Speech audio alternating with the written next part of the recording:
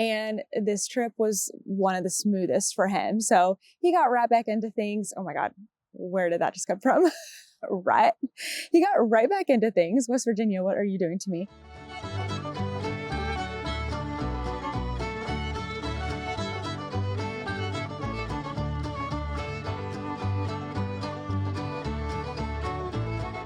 Hey everyone, it's Natalie, also known as Knitty Natty. Welcome to episode 244 of the Love and Stitches podcast. We are back on the road again, and today I am in Milton, West Virginia, which is our 37th state to film in and our 39th state to visit. So we have headed out on this kind of, I'm calling it like our last leg of our trip, even though when we're done with this leg doing the Northeast, we'll still have a couple of states that we haven't gotten to yet, Ohio and South Carolina, which we will get to eventually. They just won't be by Rhinebeck, which was our original goal to finish all 50 states. So I feel pretty good about where we're going to be by, October like 18th or 19th or something. When Rhinebeck begins, we'll be in New York for that. But I feel like we're, really coming down to the end here. And so it was very like emotional getting on to this last leg of our journey. And I'm really happy to be back on the road and be back in the van, which means we're back to outdoor podcasts. I struggled a little bit to find somewhere to be today. So I've got sunglasses on because the sun is blazing. It's also 49 degrees. Can you believe it? It's like practically fall, which is amazing. It was freezing in our van this morning. I forgot to look at the temperature. We did not turn the heat on last night because it wasn't like chilly when we went to bed. We left open like the fan in the ceiling. And we woke up and it was so cold I had to go close it. But I am feeling this weather. I'm so comfortable. I've got on knitted socks. I've got my traveler on and my leggings. And it's like, wow, I don't have to sweat when the sun is coming out. Like it feels good, which is awesome. So before we get into today's episode, this podcast is brought to you by Squarespace. Squarespace is the all-in-one platform for growing your business online. Squarespace makes it so easy to create a beautiful website, sell digital and physical products, and share your creativity with your audience. I've been using Squarespace for a long time, and I'll be sharing more about how I use it later on in the episode.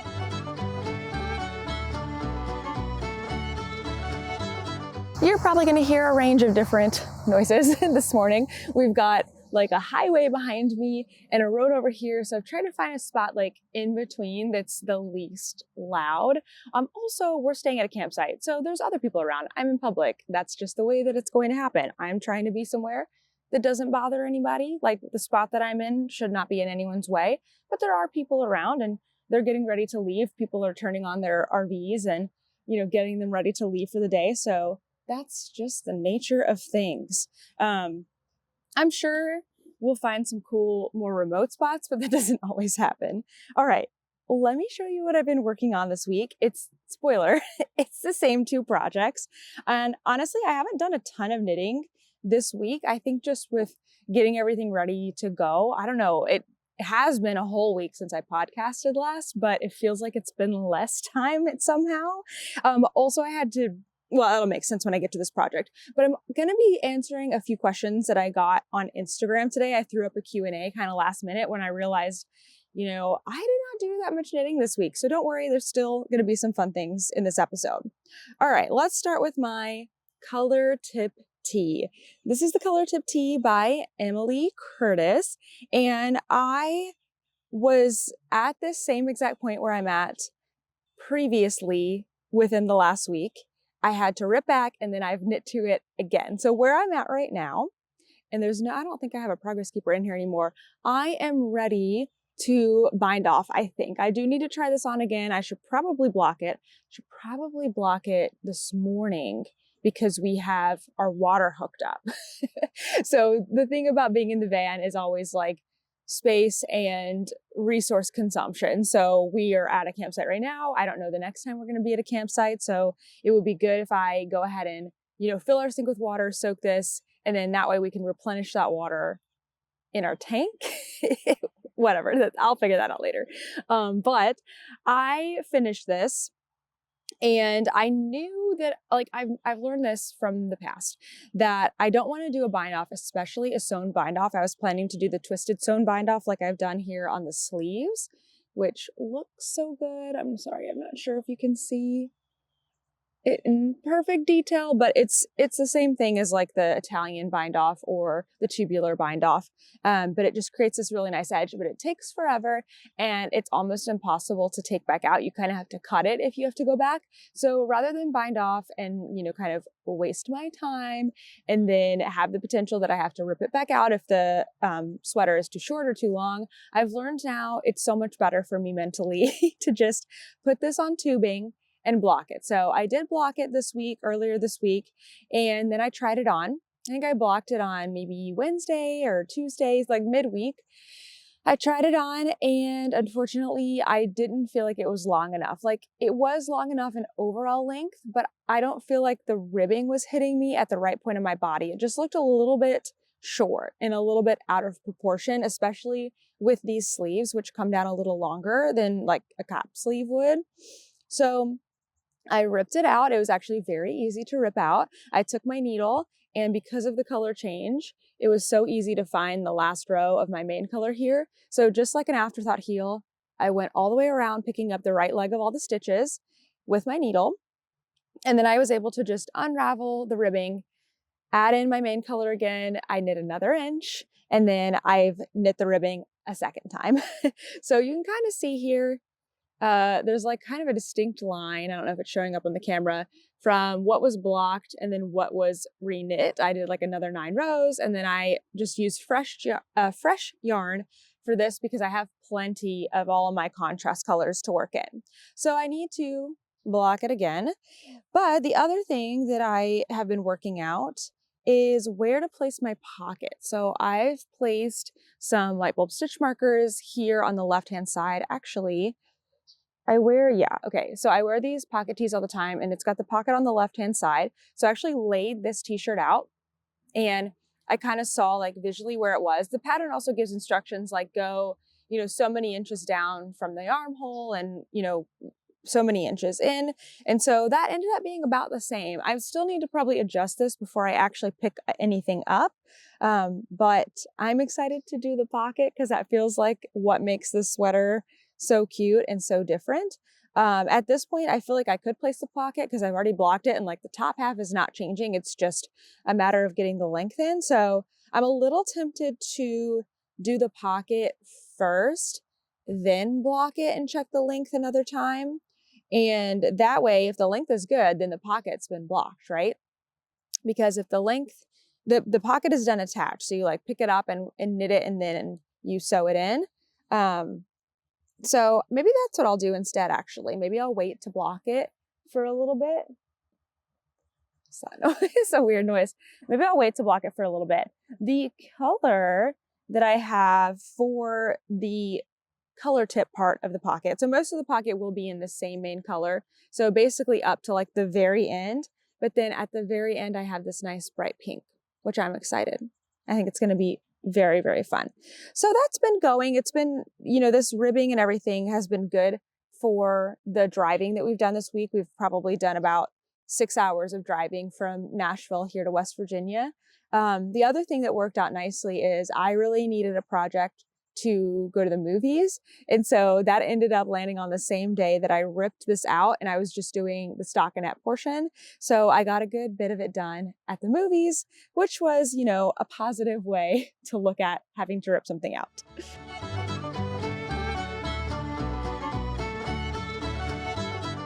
I am ever so carefully getting my other project out here. I've just been keeping things kind of in the same project bag. I find that having fewer project bags on the road is a little bit easier than having a ton. Oh, come on. But that does mean that things get tangled. And with delicate yarn, I don't want to pull on it too much. Okay, there we go. It's free. All right, so the only other thing that I have been working on, I feel like that's not true, but I think it is true. It's my Musselburgh hat. So this is a Musselburgh hat I'm making out of Kiviot yarn. And It is so soft and so fluffy, but I have been really struggling with the yarn. So I believe, and after reading some of your comments last week, I believe this is a lace weight, this Kiviot, and I'm kind of knitting it in the same way that I knit my fingering weight Musselburgh hats. I haven't changed the needle or the gauge or anything, and it's knitting mostly to that gauge. It's working out fine, I think, so far. I haven't changed my stitch count, again, needle size or anything like that. But I was really struggling with working on this with metal magic loop needles. It's just so slippery, so fine. I was having a hard time closing, like the edges. When you switch needles, I was just really struggling and it wasn't fun. It was not being fun, and I really want to enjoy this yarn because it's such a luxury yarn. I got it in Alaska. I want to enjoy this. I want to enjoy making, and I want to enjoy wearing this and all of that. So it kind of clicked for me last week after filming the podcast that I could change my needles. So I changed to wooden double pointed needles, and just to finish out the increases. And wow, that made such a huge difference. It was so much easier to manage the yarn because, wooden needles, much grippier. Things weren't slipping around anymore. My wooden needles are also a light color wood, so it was easier to see the yarn because I was kind of having a hard time seeing my increases and decreases. So it actually made it a little bit easier to see everything. And then I think just having it set up on DPNs, I don't know, it worked better. So I've tried now, since I've gotten to my stitch count, I am back on the metal 16-inch needles. I have done like not even a round, I think, on these. And I'm honestly not sure I will continue. I might actually switch back to the double pointed needles, which is wild. I haven't really worked with double pointed needles in years. I really just have a collection of them to do things like I-cord bind offs or other bind offs in general. They're just handy tools to have, but not to actually knit in the round. So it's actually been kind of feeling like getting back to basics, or getting back to like connecting back to maybe history a little bit, because I learned on double pointed needles, and historically double pointed needles are a method prior to circular needles to work in the round. So I don't know, it was kind of fun. So I need to see, now that my color tip tee has come out of being like the easy in the round project, I'll probably be working on this a lot more today. So I'm gonna see how these needles go for me and decide from there. Now, y'all were giving me so many great tips about working with the Musselburgh hat, kind of how to hack it and everything. And several of you were saying that you've done or seen people do a provisional cast on, because I mentioned that I like the way the decreases look on the hat as like the outside part of the hat. Oh, I'm wearing one today. And actually, I don't even know, am I wearing the decreases on the outside? I've just recently flipped this hat inside out because it only has a ribbed brim on one side, and I've been wearing it the other way the whole time that I've had this. Excuse me. I haven't had, it's early enough that I haven't had coffee or breakfast yet. So my voice is still a little scratchy because I haven't really woken up a ton or had anything. I don't know, maybe I need to drink more water. But yeah, I just flipped this thing inside out. And so I don't know why I was saying that. Oh yeah, the decreases. Anyway, when you start the Musselburgh hat, distracted today, you start at one end, you increase, you work a big long tube, and then you decrease on the other end. But because I like the decrease end, and sometimes you want to be able to wear the hat both ways, what people have suggested is starting with your full stitch count, but doing a provisional cast on. A provisional cast on is usually done with waste yarn. You can pull it back out. So the theory would be you cast on your full stitch count. Actually, kind of a nice way to start too, because even though provisional is a little finicky, starting the Musselburgh hat can be finicky with that cast on with really small stitch count. So, pick your poison, basically, but you could work the whole middle, you could decrease on one end, then you could come back to where you provisionally cast on, pick that out, put those stitches on your needle, and then work a second crown with decreases. So now you have two crowns with decreases. And I thought that was really smart. And I've seen people do that before. I didn't think about doing it with this because I think I was stuck in my brain that I needed to start with the Kiviot. And so I was like, I don't think a provisional cast on would be great for this yarn. I'm still confident in that. It's very fuzzy, very fine. I think it would be tricky to do a provisional cast on with this, but I could have provisionally cast on the other side. So now I'm like, duh, Natalie, that would have worked out great. I'm already started though. I'm going to continue with it the way that it is unless some other kind of barrier comes up, but I really appreciate all of your comments. And I love when we can share knitting knowledge, knitting and crochet knowledge with each other and help each other. So thank you so much for that. Thanks again to Squarespace for sponsoring today's video. If you're a small business looking for a place to share digital and physical products, it could not get easier than Squarespace. I was able to create my website in just a few clicks, and then I've been tweaking things ever since from there. Their large range of templates means that you never have to start anything from scratch. They have whole website templates to page templates to section templates, basically whatever you need, it's there. I am so excited to share with you what Kent and I have been working on the website this week. It has been a long time coming. We've worked together to create an entire page about our yarn store tours. On there, you can find an interactive map where you can click on the little yarn balls and it will actually take you to each of the individual tours.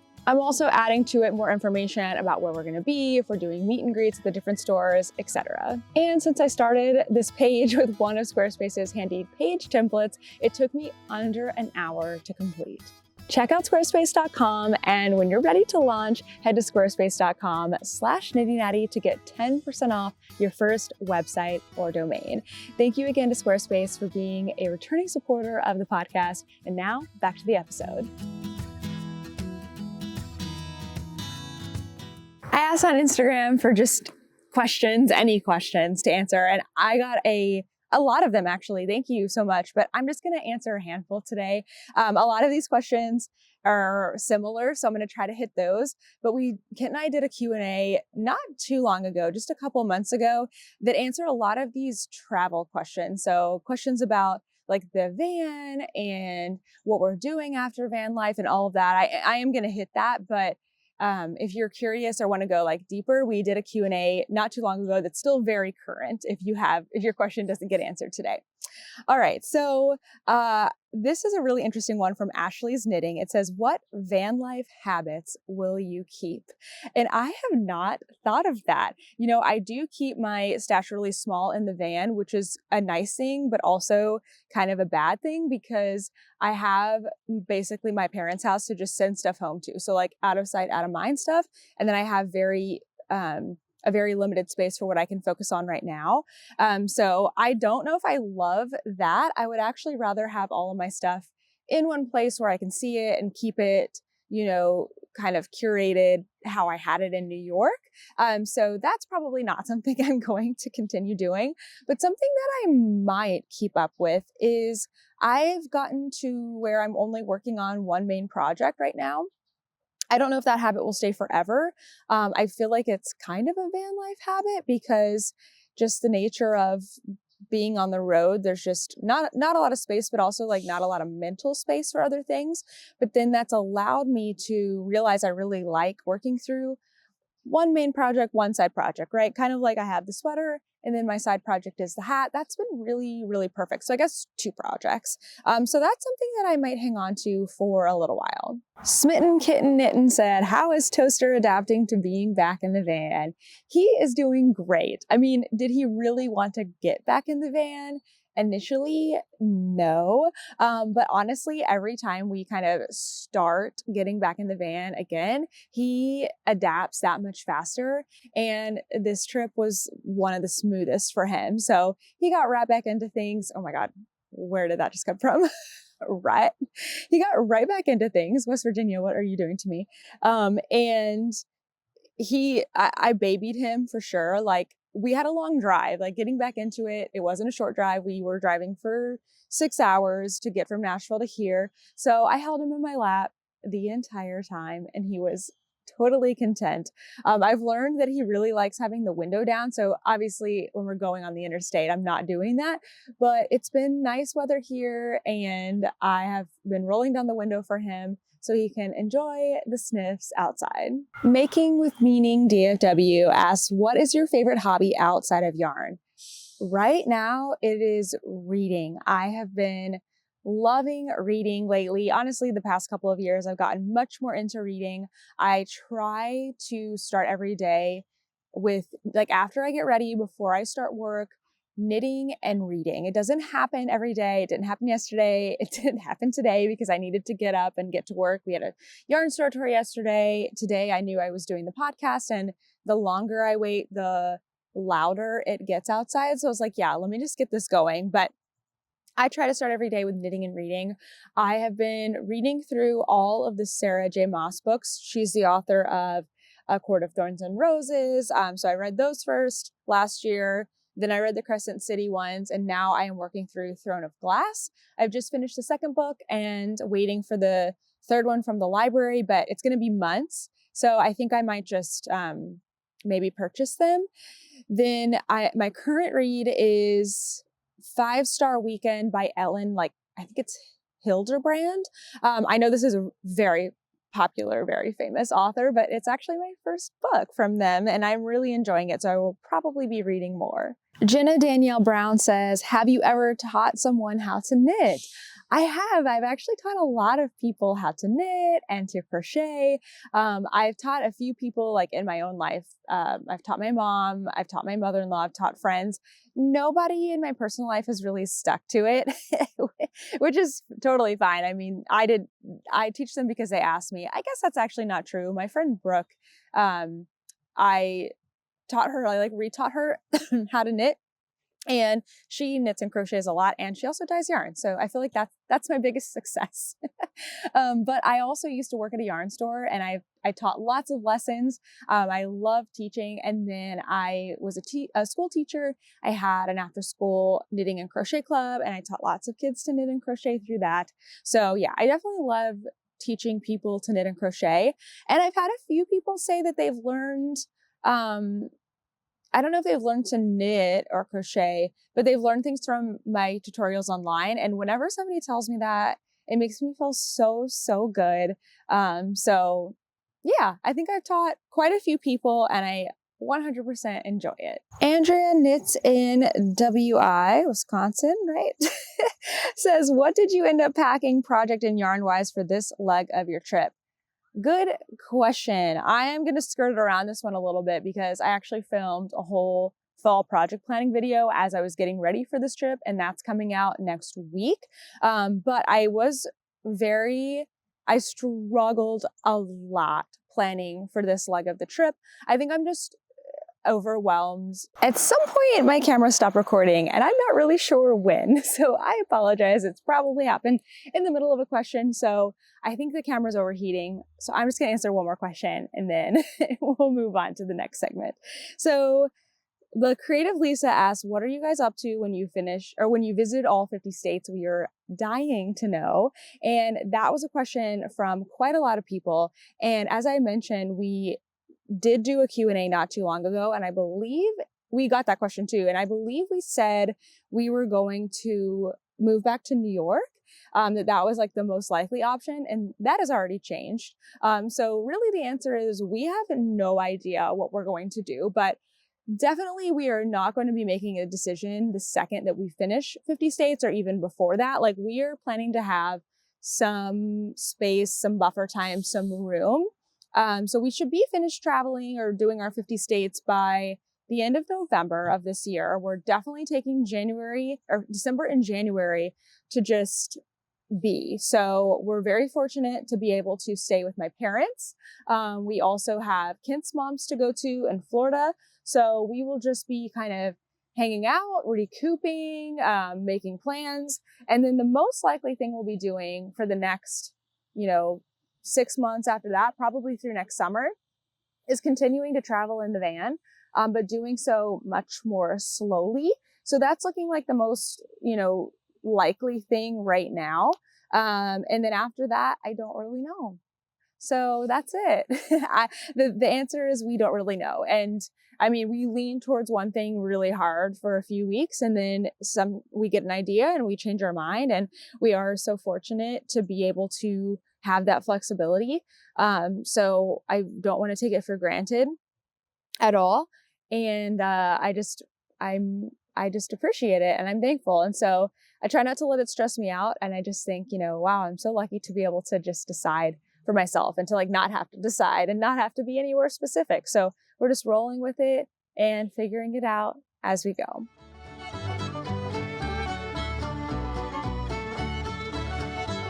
In our travels this week, since we are back on the road, but we didn't start traveling until Friday. So earlier in the week, I did go to some knit groups this week.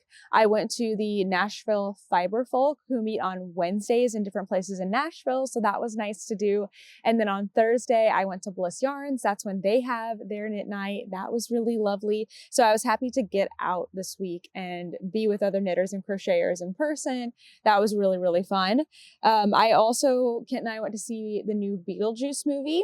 I'm not really a huge fan of the Beetlejuice movies in general. I like the musicals so much more. If you like the first Beetlejuice, I think you'll like the second Beetlejuice, but they're not really my type of movies. Kent loved it. We also then made our way to West Virginia. So it's our, what did I say at the beginning, our 37th state to film in and our 39th state to visit, and also a state that neither one of us had ever been to before. So my impressions so far of West Virginia, and we are just barely into the state. Like where we are right now, you can get to Ohio and Kentucky in like 20 minutes. So we're just barely into West Virginia. But so far we've tried pepperoni rolls, love them. We have gotten a hot dog. Apparently that's like a thing.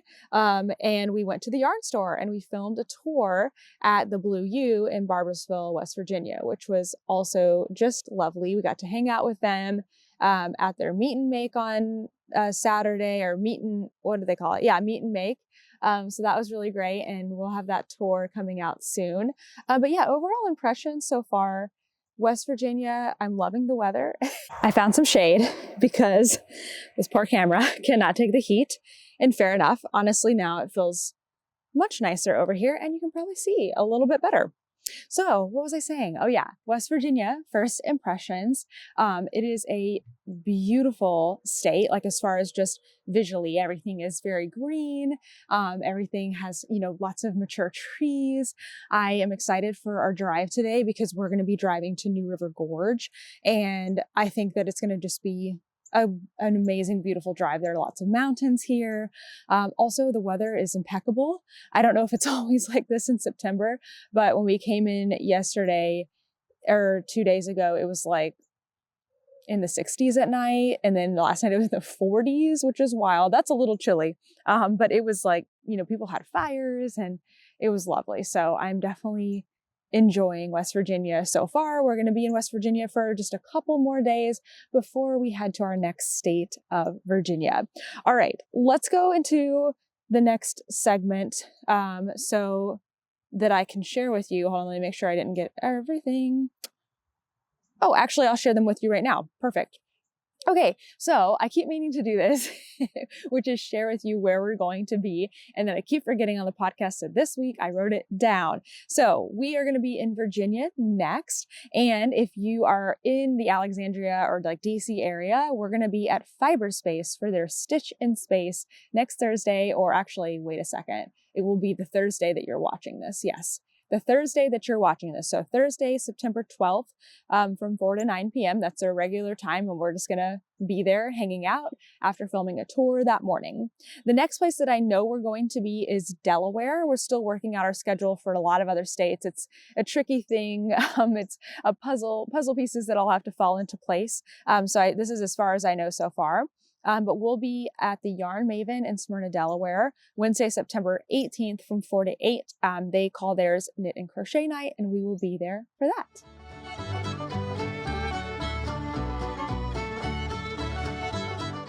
Our new videos this week were our Hawaii vlog. If you like the Alaska vlog, I think you'll like the Hawaii vlog. We had a lovely time there. And then coming up next week is the fall project planning video. Again, it's a little bit more serious than my other ones, but I'm still getting it done. I'm still getting the project plans made. Yeah, so that one will be coming out.